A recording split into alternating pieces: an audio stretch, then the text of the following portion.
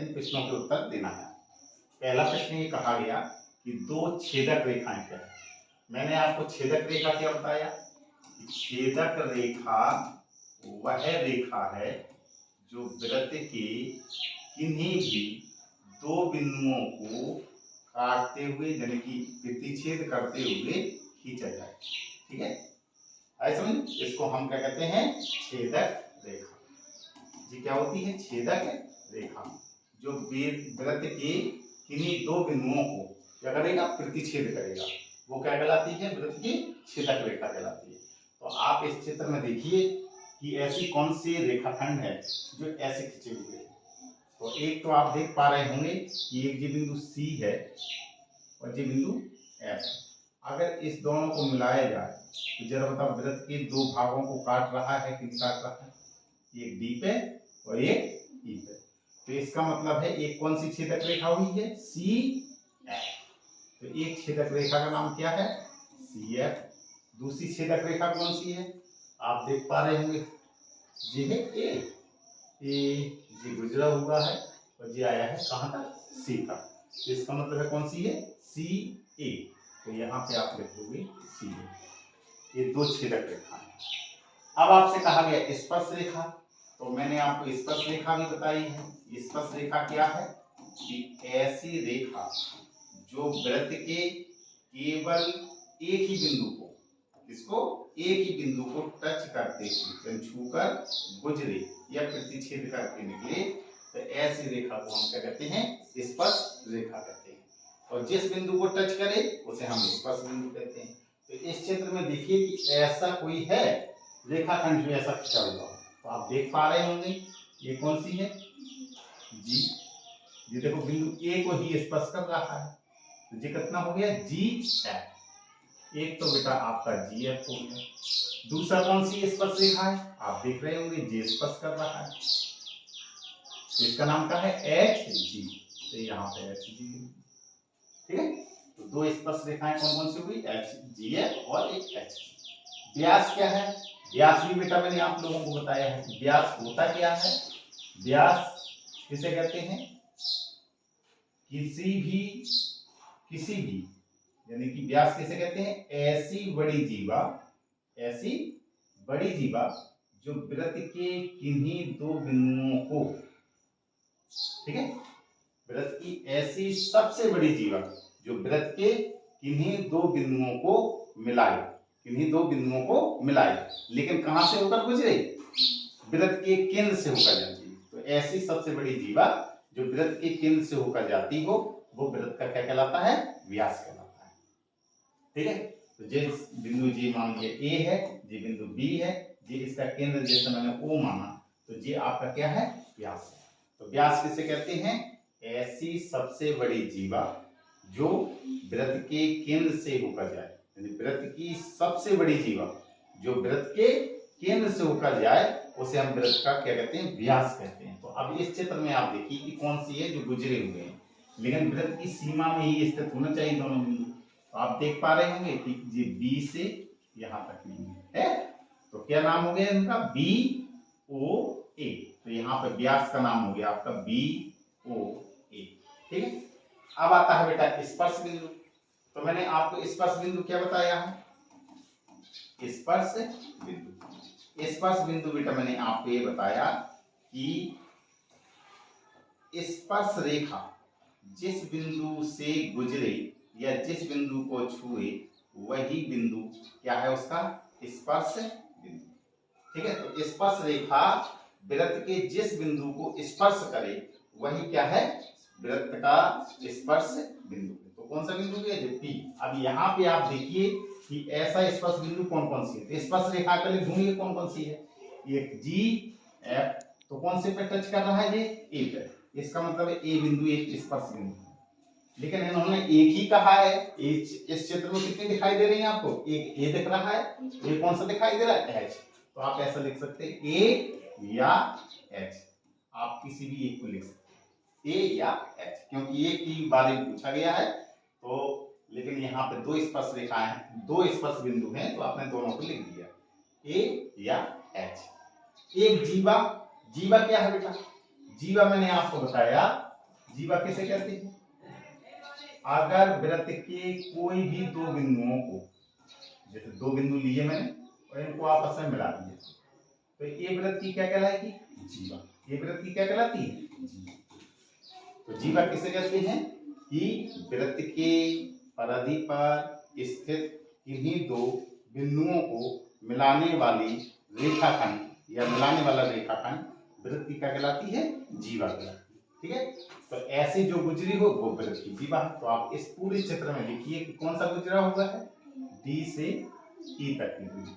तो जी वृत्त की एक जीवा कौन सी हुई? डी। आपका एक ही चित्र में सब कुछ हो गया। छेदक रेखा क्या है, स्पर्श रेखा क्या है, स्पर्श बिंदु क्या है, व्यास क्या है, जीवा क्या है। ठीक है, तो ये पहला प्रश्न आपका हो गया। इसको काटिए। हाँ, अब एक प्रश्न नंबर आप दूसरा देखिए। एक प्रश्न नंबर दूसरा आपकी स्क्रीन में दिख रहा होगा। क्या लिखा है? केंद्र O और त्रिज्या R वाले वृत्त की स्पर्श रेखा T है जो वृत्त को P पर स्पर्श करती है। यदि रेखा T पर स्थित कोई अन्य बिंदु Q है तो निम्न कथनों में से सत्य अथवा असत्य कथन छाटिए। देखो, सबसे पहले तो इसका आपको चित्र बनाना पड़ेगा। तो चित्र कैसे बनाते हैं देखिएगा। सबसे पहले क्या कहा गया है कि एक वृत्त है और वो भी कितनी त्रिज्या का? R त्रिज्या का एक वृत्त है। आप पट्टी और जलप्रकार की सहायता से आप बनाएंगे तो गोला बनेगा। और एक आपका क्या है? वृत्त का केंद्र है। इस केंद्र को मैंने O माना। क्या कह रहा है? R त्रिज्या वाला वृत्त की स्पर्श रेखा T है जो वृत्त को P पर स्पर्श करती है। यानी कि वृत्त पर कोई बिंदु कौन सा है? P स्थित है। तो यहां से आप एक सबसे पहले स्पर्श रेखा खींचेंगे, तो ये स्पर्श रेखा हुई। अब इस स्पर्श रेखा का नाम इन्होंने कहा है कि T मान लीजिए, तो T मान लिया आपने। अब आप जानते हैं कि अगर हम बेटा O को इस P से मिला देंगे तो ये वृत्त की क्या कहलाती है? त्रिज्या। ठीक है, और त्रिज्या कैसी होती है वृत्त की स्पर्श रेखा पर? लंबवत होती है। अब कह रहा है कि P पर स्थित कोई अन्य बिंदु Q लीजिए, यानी कि T पर कोई बिंदु हमने क्या लिया? Q लिया। अन्य बिंदु कौन सा लिया? Q लिया। अगर मैं बेटा इस O को इस Q से मिला दूं, O को इस Q से मिला दूं, तो अब इसी के बारे में आपको बताना है कि कौन सा कथन सत्य है। तो सबसे पहले पहला कथन ये कहा गया कि जो OQ है, तो OQ का मान R से जिस तरफ ये मुकुट लगा होगा, यानी चौंगा लगा होगा, ये आपका मुंह किस तरफ है? इस तरफ को। इसका मतलब है ये बड़ी और ये कौन सी है? छोटी। आगे समझे?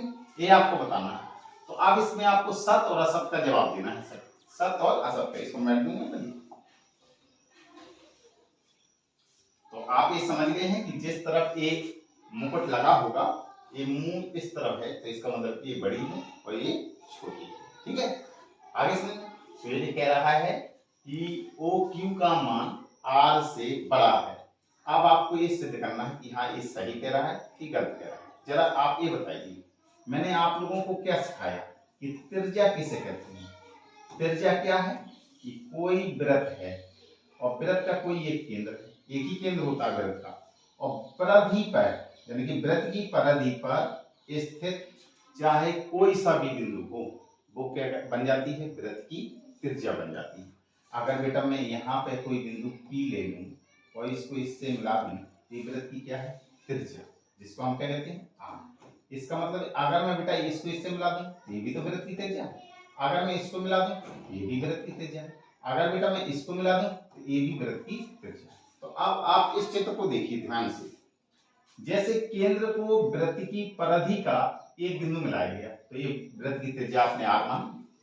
क्या जरा आप बताइए, यहां से यहां तक, यहां तक देखना है, यहां तक ये R ही रहेगा, यहां से लेकर A R हो।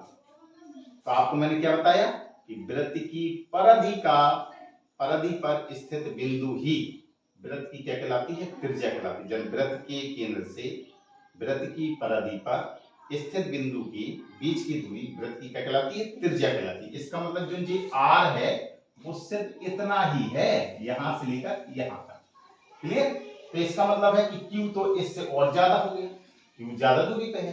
तो आपसे पहला क्वेश्चन क्या कहा गया कि ओ क्यू का जो मान है वो आर से बड़ा है, ये सही कहा गया कि गलत कहा गया। तो आपने देखा कि यहां से सिर्फ यहां तक आर है और ये तो इतना और बढ़ा हुआ है, तो इसका मतलब है कि ओ क्यू का जो मान है वो इससे आर से त्रिज्या से कैसा है, बड़ा है। ठीक है, तो ये कैसा करा है, सत्य। ठीक है, अब दूसरा क्वेश्चन आइए, जब आपने यहाँ पे सत्य कर दिया तो जरा आप ये बताइए क्या ओ क्यू का मान आर के बराबर हो सकता है? नहीं हो सकता, क्योंकि आप जानते हैं कि आर तो सिर्फ यहां तक है, तो ये कैसा है आपका, गलत। ठीक है, यानी असत्य है। इसको देखिए, ओ क्यू का मान क्या आर से छोटा है? तो आप जानते हैं कि ओ क्यू तो आर से बड़ा निकल के आया है। छोटा कब होता है, जब ये बिंदु आपका यहां होता है क्यू, तो इसका मतलब ये भी कैसा है, असत्य है, यानी गलत है। ओपी का मान आर से छोटा है। अब ओपी पे आ जाइए, अभी ओक्यू के बारे में बताया, अब ओपी में चलिए आप।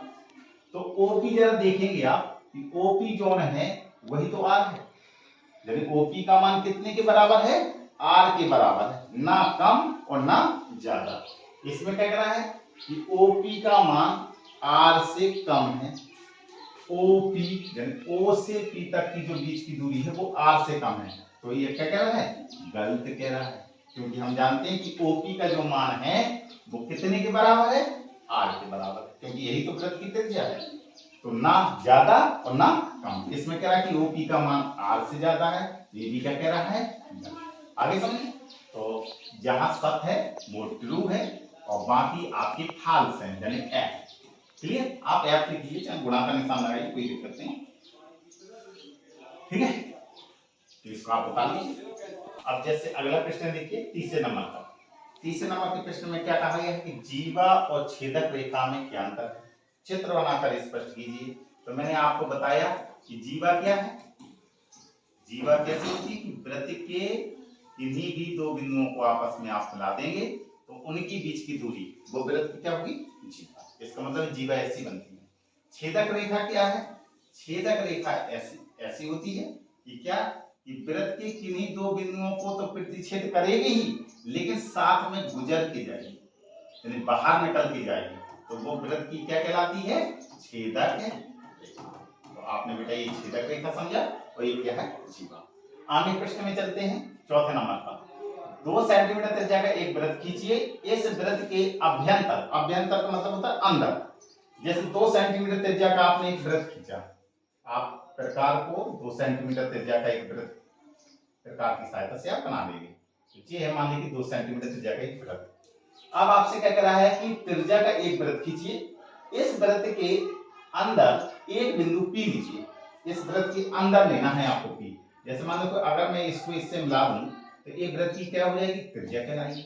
इसी के अंदर यानी कि यहां पर मैंने अगर बिंदु पी ले लिया तो कह रहा है कि ज्ञात कीजिए कि क्या पी से होकर जाती हुई कोई ऐसी स्पर्श रेखा खींची जा सकती है जो वृत्त को स्पर्श करे। आप जानते हैं कि वृत्त की स्पर्श रेखा तभी खींची जा सकती है जबकि वृत्त पर ही स्थित होना चाहिए बिंदु, या तो वृत्त पर स्थित हो बिंदु या वृत्त के बाहर स्थित हो। वृत्त की स्पर्श रेखा तभी खींची जा सकती है जब या तो वृत्त पर ही स्थित बिंदु हो या वृत्त के बाहर स्थित बिंदु हो। अगर अंदर होगी, तो अगर आपका बेटा अंदर है तो अंदर कोई भी स्पर्श रेखा खींचना संभव नहीं है। अगर यहां से कोई रेखा खींची जाएगी तो उस रेखा का नाम क्या होता है, छेदक रेखा। क्या नाम होता है, छेदक रेखा। इसका मतलब है कि इसका आंसर आपको क्या क्या करना है कि ऐसा संभव नहीं, संभव नहीं, अर्थात पी से स्पर्श रेखा नहीं खींची जा सकती, खींची जा सकती। ठीक है, तो अगर वृत्त के अंदर कोई भी बिंदु स्थित है तो वहां से कभी भी वृत्त की स्पर्श रेखा नहीं खींची जा सकती, सिर्फ केवल क्या खींची जा सकती है, छेदक रेखा। ठीक है, अब आगे देखिए, किसी वृत्त की छेदक रेखा और स्पर्श रेखा में क्या भिन्नता होती है, चित्र खींचकर स्पष्ट कीजिए। तो आप जानते हैं कि छेदक रेखा का चित्र कैसा होता है, ऐसा लिया, आपका कोई भी दो बिंदुओं को प्रतिच्छेद करके हुए गुजरेगी तो वो वृत्त की क्या कहलाएगी, छेदक रेखा। इसका नाम क्या है आपका, छेदक रेखा। और वृत्त की स्पर्श रेखा क्या है, कि वृत्त पर कोई भी स्थित एक बिंदु लीजिए, यानी पी लिया, और यहाँ से सिर्फ एक ही बिंदु से होकर गुजरे, यानी एक ही बिंदु को छूकर या स्पर्श करते हुए ऐसी रेखा खींची गई, तो उसे वृत्त की क्या कहते हैं? स्पर्श रेखा कहते हैं। तो ये बेटा होता है स्पर्श रेखा, और ये होता है आपकी छेदक रेखा।